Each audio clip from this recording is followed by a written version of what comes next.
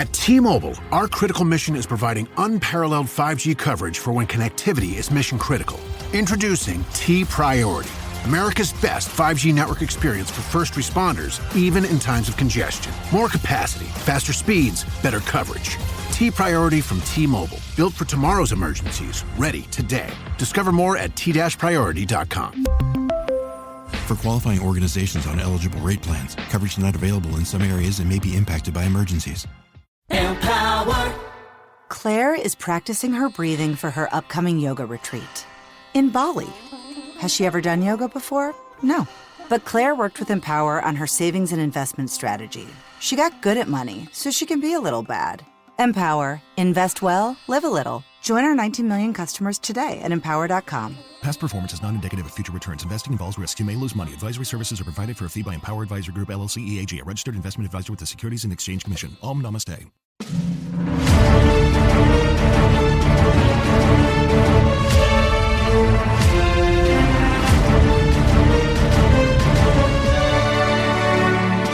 All right. Well, I guess we can go ahead because the next episode is no longer.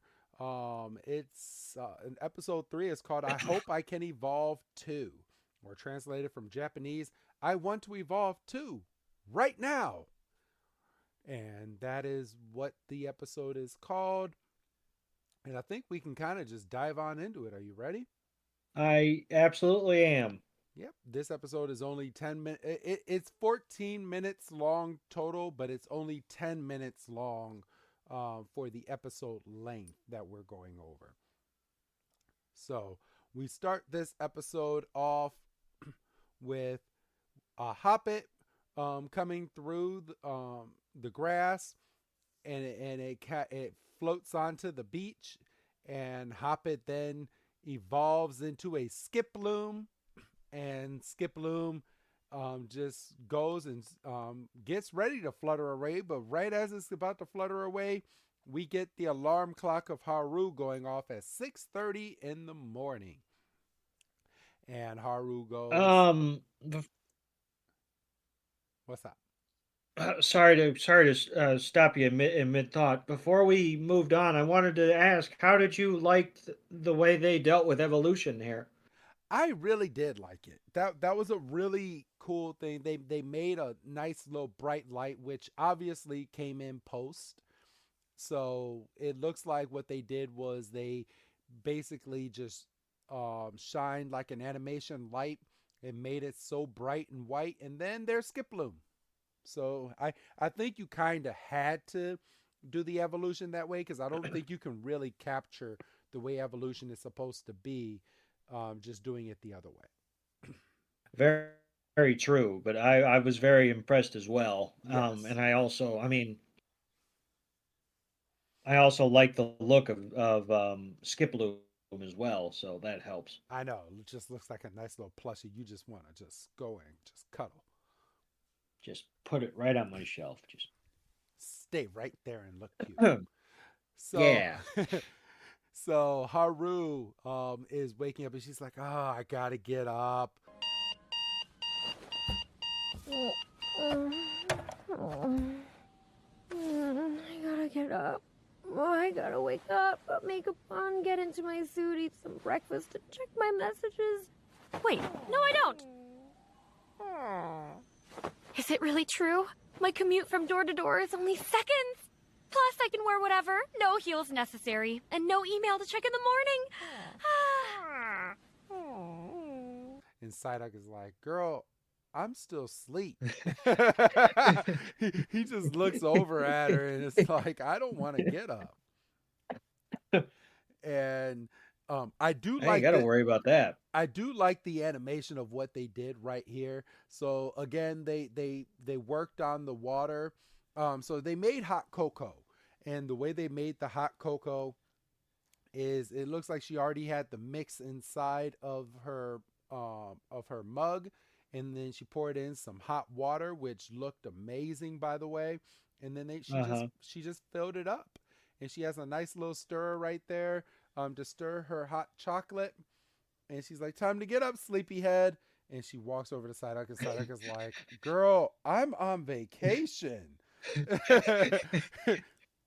And she's like, it's strange, isn't it? The moment you realize you can stay in bed, you just get up real early. And Psyduck is like, speak for yourself.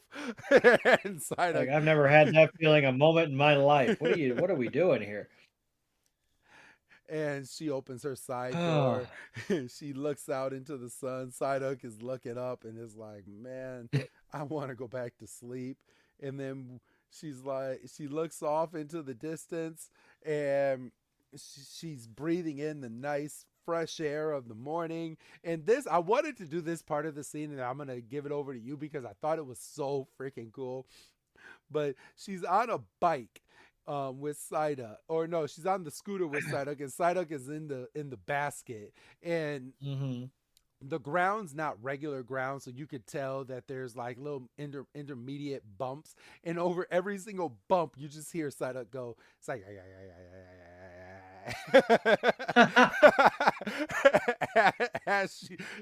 as she's just motoring along on this scooter. It's so freaking cool.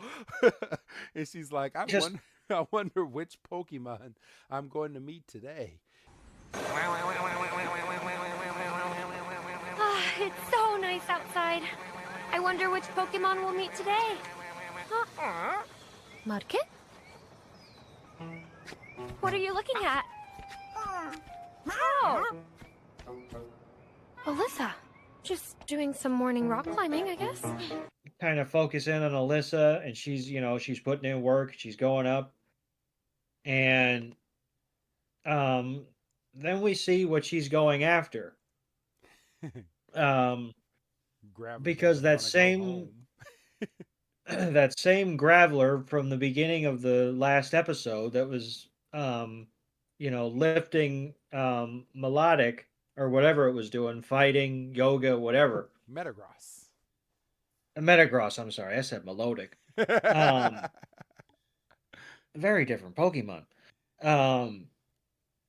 And it's sitting up on a peak, and it's kind of pouting. And you hit the nail on the head, because we find out that it's time for this Graveler's trainer and Graveler to go home. And Graveler is like the little kid at camp that doesn't want to leave, which I never understood because I always wanted to get the hell out. Were you a camper when you were little? One time, never again. Don't count your chickens too soon, because I might be inviting you this upcoming year. That's nice.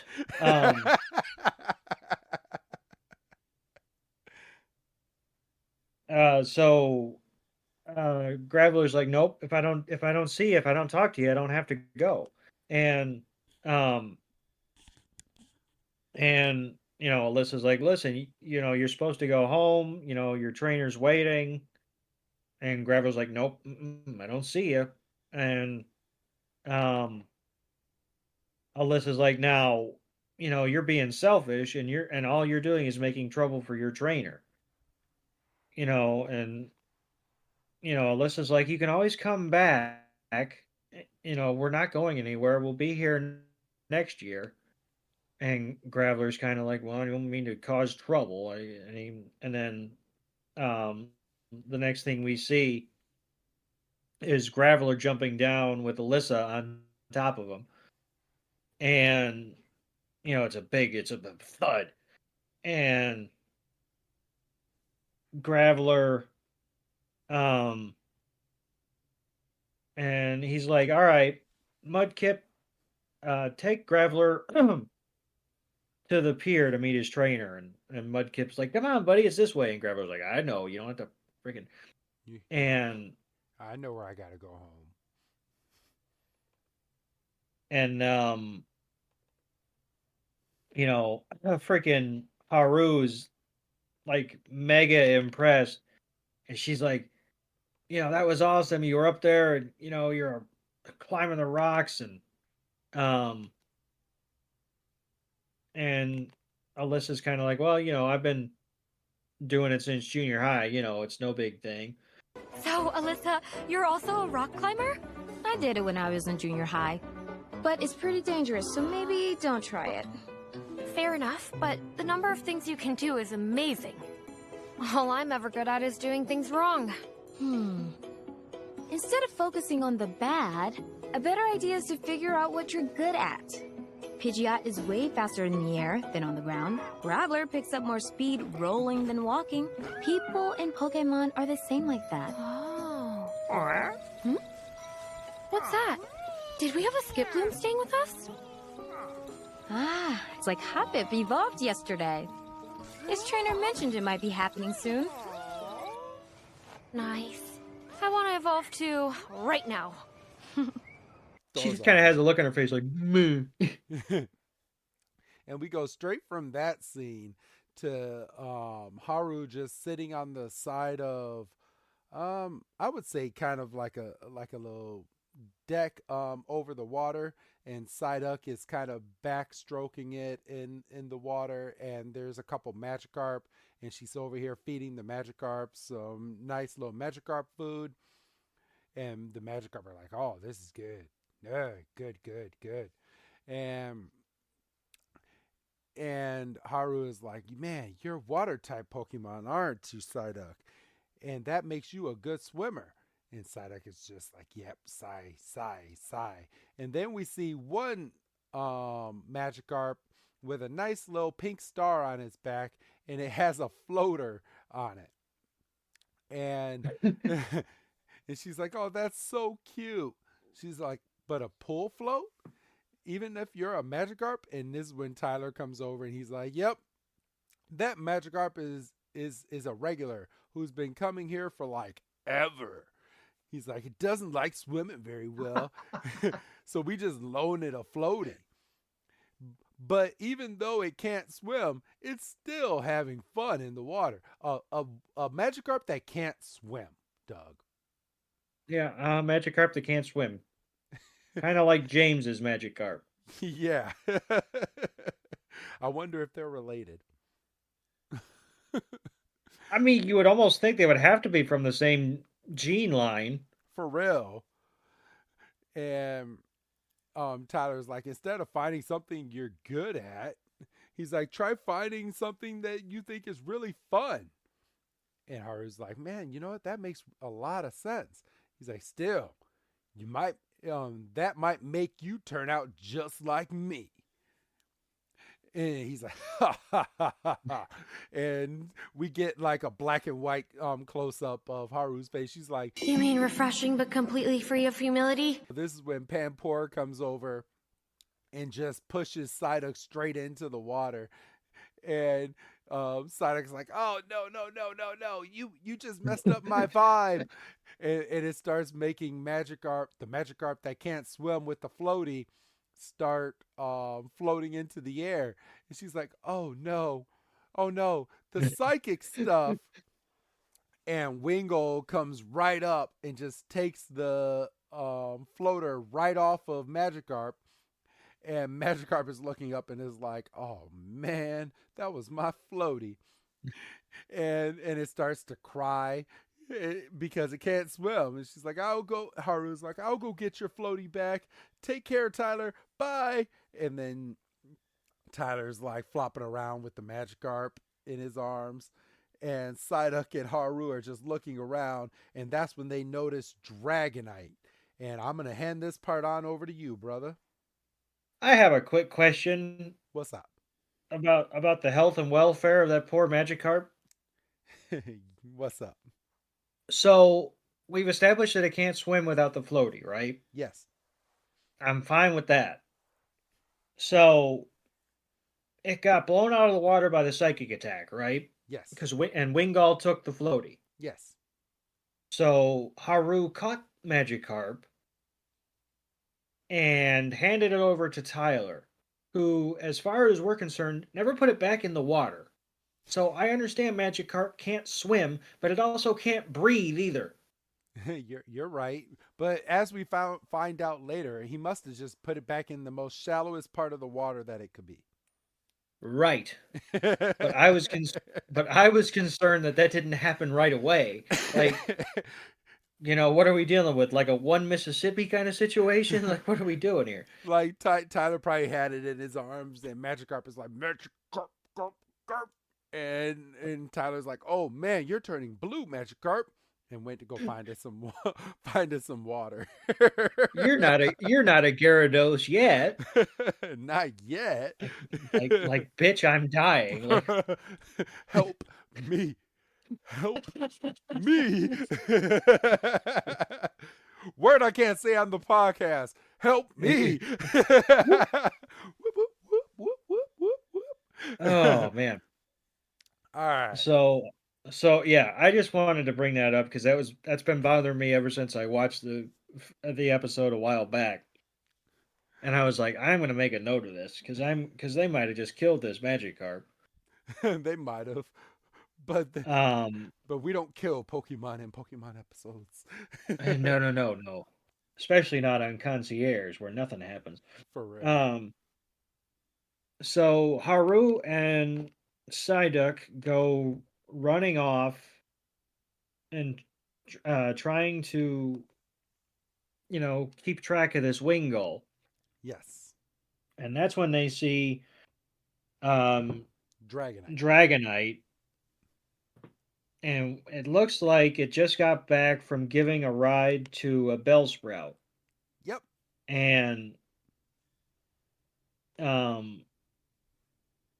there's nothing really even said because the next scene is Alyssa is Haru and Psyduck gliding through the clouds on this Dragonite. Just having a gay old time. Well, Haru's having a good time. Psyduck is hanging on for its poor life. Yeah, it is. And they're up there looking for this poor Wingull with the floaty, and Haru's like, Psyduck, isn't this cool? And Psyduck's like, I'm going to die. I'm a water Pokemon. I don't belong up this high. And yeah. Psyduck's like, if I don't open my eyes, this isn't really happening. And we get a nice shot of them flying over this water, and Dragonite's just like, I'm being Dragonite. I'm having the time of my life, and Haru has really grown a set. I mean, because she's just freeballing on this Dragonite without even a care in the world, which I think is funny because she's talking about, oh, you ain't gonna catch me rock climbing. I know. She doesn't even. There's not even like a saddle or reins or anything. She's just up there, just holding on to this Dragonite's neck, and that's it. and then they spot the Wingull, and Wingull is just minding its own business, not trying to get rid of the floaty, just like, oh, I have a floaty now. It's my floaty. And Psyduck kind of takes a peek of the situation out of one eye and is like, if I get the floaty myself, I'll be a hero. we can get down on the ground quicker and I won't die. So it uses what Haru taught him, or it. Have they ever said he or she? No, I'm guessing it's a he. I'm going to guess it's a he as well, and if I'm wrong, I'll correct myself in episode 4. He uses what Haru taught him at the end of episode 2 and uses a little bit of its psychic power to get the floaty off of Wingull and brings it closer and closer and closer, and then all of a sudden it just starts to fall, and Dragonite's not on my watch, and just goes nose diving down, and Psyduck's like, this is it, this is hell, I'm dead. And we see a sleeping Snorlax, which is going to become relevant in a minute, because they land on a beach and they see a.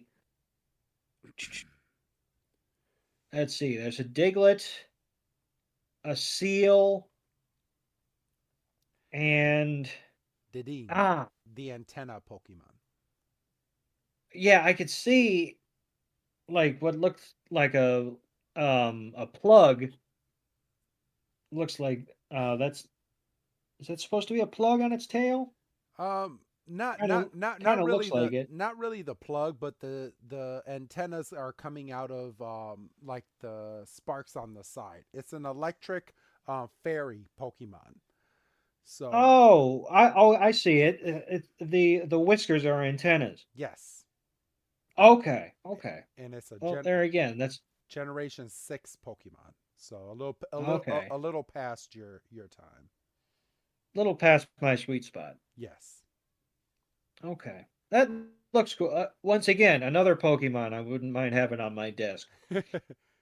I know. They make all the mouse Pokemon so cute. My favorite is Marrow. I love Marrow. Oh, for real. Just get it bouncing on its tail and shit. I know. So Diglett, Seal, and Dadine are playing like a volleyball type situation with this little floaty. And Diglett can kind of go between holes, which is kind of neat. And we get a close pardon me, we get a close up on Dadine so we can see it in more detail. And Diglett kind of pops up under the Dadine and kind of launches it, and then Dadine lands on the floaty and kind of rides it over to Snorlax and hops on top of Snorlax, and Snorlax, is kind of, dead to the world, and it just unfortunately rolls over on the floaty. Are you a forward thinker? Then you need an HR and finance platform that thinks like you do. Workday is the AI platform that helps propel your organization, your workforce, and your industry into the future. Workday, moving business forever forward. TaxAct knows small business owners can sometimes use a little help with their taxes. That's why TaxAct has Expert Assist, a team of live tax experts ready to answer any questions you may have. Think of them as your own personal sidekick. Not like one of those funny talking animal sidekicks, more like the super smart nerding out on tax code and business casual attire sidekick, but just as helpful and lovable. TaxAct. Let's get them over with. No, Snorlax, hold on!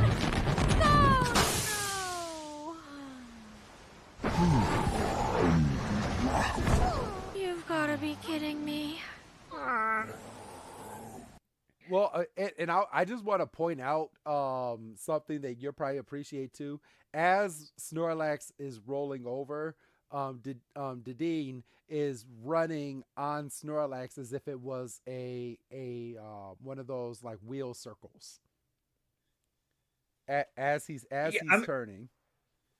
I mean, this shit was straight out of like some Indiana Jones shit. I know. I mean, Dadine was in its own little thrill ride, just was minding its own business on a beach, and then all of a sudden it's on this friggin' wild ride, and didn't even move but maybe 2 feet.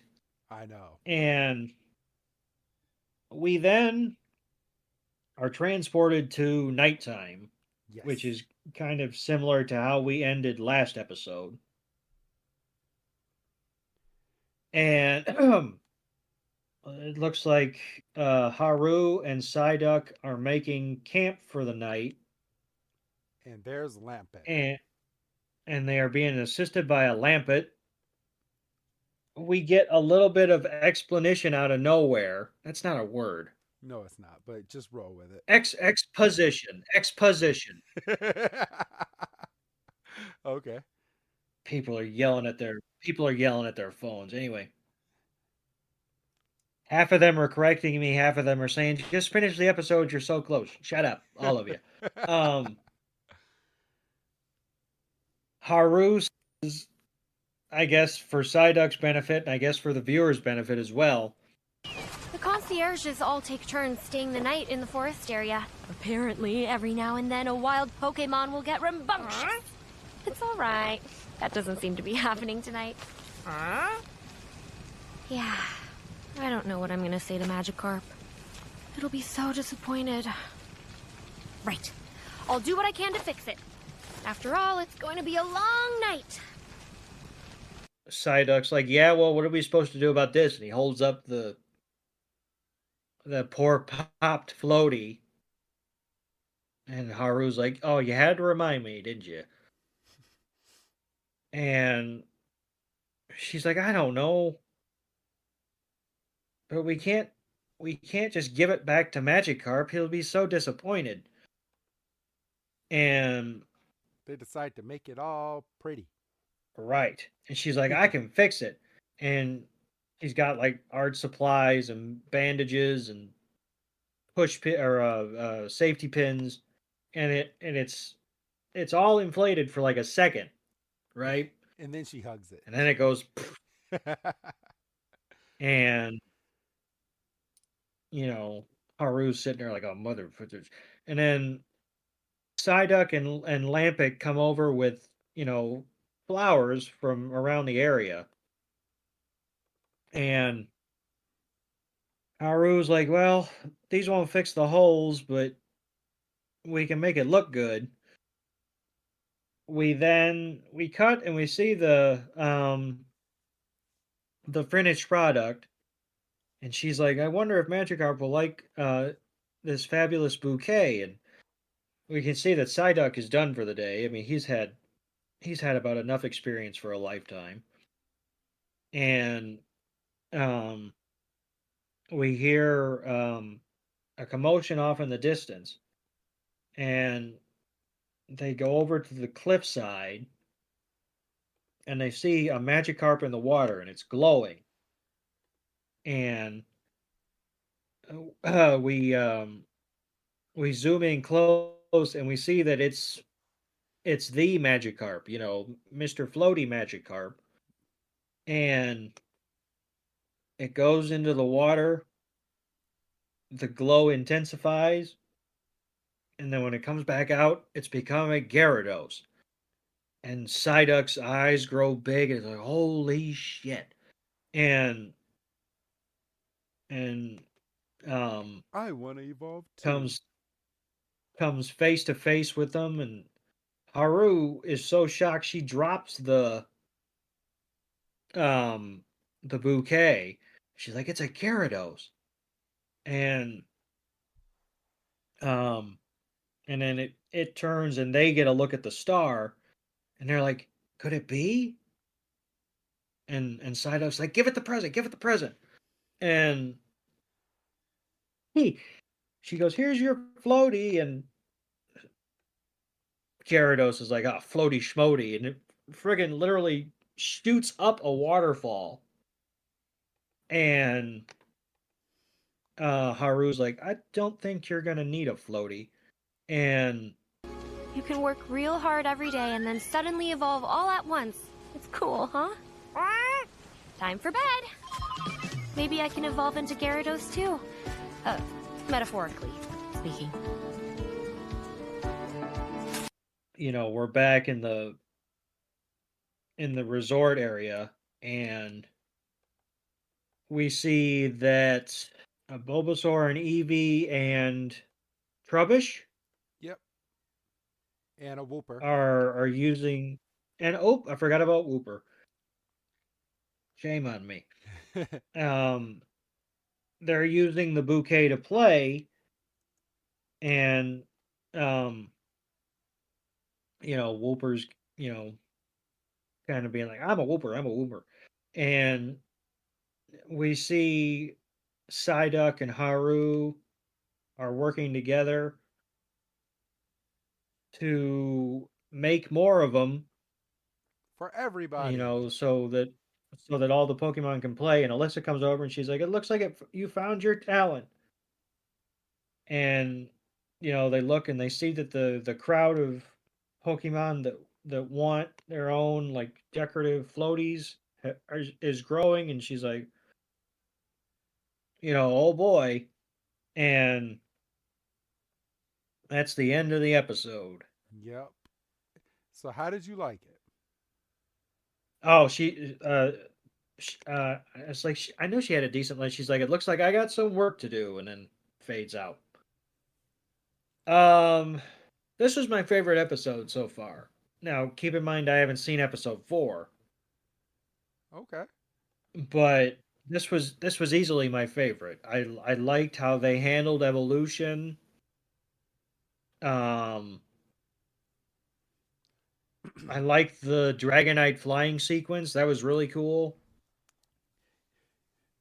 So yeah, So I'm the just the animation in this episode was just like on par. Like they did a really, really, really good job, which is probably why this was getting as much recognition as it was, because it's just they did such a good job. And even people that don't like Pokemon can get into this 4 episode mix. well, and that's just it. It's so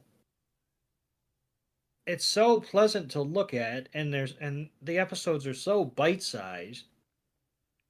Yeah, it's just so easy. I mean, we literally just put 2 and 3 together because that's the only way we could have justified making a full episode out of it. So yeah, I'm just hoping, as somebody who hasn't seen episode 4 yet, I'm just hoping they can land the plane. And I think you're not going to be disappointed, bro. So, I'm thrilled to hear that because I've been really enjoying this. so all right. Well, what would you give episode 2 and then episode 3 on your scale of 5 stars, Doug? Well, let's see. Episode 2, I think I would have to give probably like a 2.5. Okay. To me, it was like the slowest so far because you didn't have the excuse of establishing the characters, and I mean, yeah, you had the chase, of Haru trying to track down Psyduck, but like once she kind of got Psyduck kind of calmed down and on her side, it's like, well, now what? And but then like they had the bonding moment at the very end of episode 2, and then episode 3, You just got a whole pretty bunch of much evolution. as soon as they stepped out of her bungalow or her room or whatever, and as soon as they saw as soon as they ran into Mudkip and Alyssa, it was pretty much like action because you know um they find the Magikarp that can't swim, and then Panpour tries to drown Psyduck, and then Psyduck uses its psychic powers, and we're off to the races, and 2 cool evolutions, and yeah, I mean, it was just the episode with the most going on. Yeah. So yeah, I would say episode 3 was probably, I'll be as bold as to say a 4. Oh, you get okay. Yeah, I'll take a swing. There you go. So that means episode 4 has a lot to live up to. It does, and I'm hoping that your assessment is correct. So I'm excited to find out myself. Yeah, well, we kind of like the same thing, so we'll see. We'll see next week when we return for episode 4. Yeah. So, all right. Well, do you have anything else to add? I don't think I do. I'm happy to be back in the world of the concierge. I'm happy that you're feeling better. Yes. So, Okay. Well, that being said, well then, go ahead and give your goodbye, Doug. Goodbye, Doug. And this is Professor Chris G telling all of you, I promise we'll be back next week with episode 4. Have a good night, and we'll see you next week.